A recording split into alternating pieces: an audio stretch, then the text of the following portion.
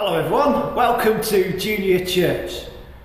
Now, in a normal year, this Sunday is the day in one of our churches that the Junior Church and the rest of the church swap rooms. So Junior Church would go into the main church bit to practice their nativity, and the rest of the church would go into the hall for a service. Now, when I was growing up, for our church nativity, we didn't swap rooms to practice because, well, one thing, we had an afternoon Sunday school, and anyway, the performance basically took over the whole building. Anyway, we used to practice for the nativity for weeks on end, and we spent ages getting ready. I have to tell you, as little children, we were pretty scared not to put a foot wrong. Unfortunately, that is exactly what I did the first time I appeared in our church nativity. I was a shepherd. I was only 2.5 years old, so I guess at the start of the night I might have looked a little bit like this. Except I had a tea towel as a headdress, held on by some rolled up tights of all things. Anyway, because I was so young, I was supported on my debut by my older brother Paul. Now, our part was quite simple. We had to walk on from the side, round the front of church, up some steps, and then we had to bow to baby Jesus before we took our place on the stage. Now, it was all going so well until I got onto the platform and I forgot to bow to baby Jesus. Now, I have to say, I think I might have gotten away with it, except my brother Paul decided to point out my error, and let's just say, we ended up arguing on the stage. This is perhaps what I might have looked like afterwards. Anyway, one of the readings that's set for today, we always had at our nativity, and it comes from the start of John's Gospel. And this, in a way, is what we're thinking about today.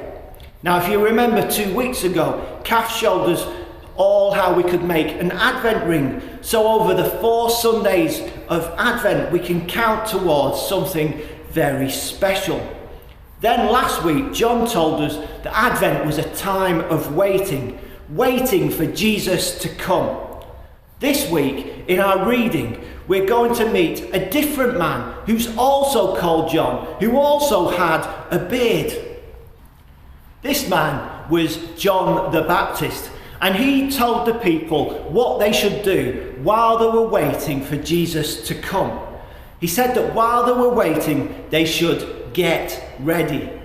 You see, Jesus was so special that when he came, it would be a new beginning, and the people needed to be ready. They needed to live differently. Now, at Christmas, we can get very excited, can't we, about presents and perhaps new toys. And I guess the grown-ups get excited about eating lots of food. But one of the best ways we can get ready during Advent is to remember that Christmas is not just about presents or food. It's about Jesus being born. We can get ready by remembering how much God loves us, by remembering that the birth of Jesus is good news of great joy for all the people. And we can get ready by remembering how much he wants to help people like the shepherds watching their flocks at night, even if they did forget to bow at baby Jesus in the manger. So today, rather than doing some craft, I wondered about getting ready in a particular way. I wonder if you can dress up like a character from the nativity story. So, like Mary or Joseph or an angel, a wise boy or girl, or one of the shepherds. And then we can get ready for Jesus by remembering a verse or two out of the Bible.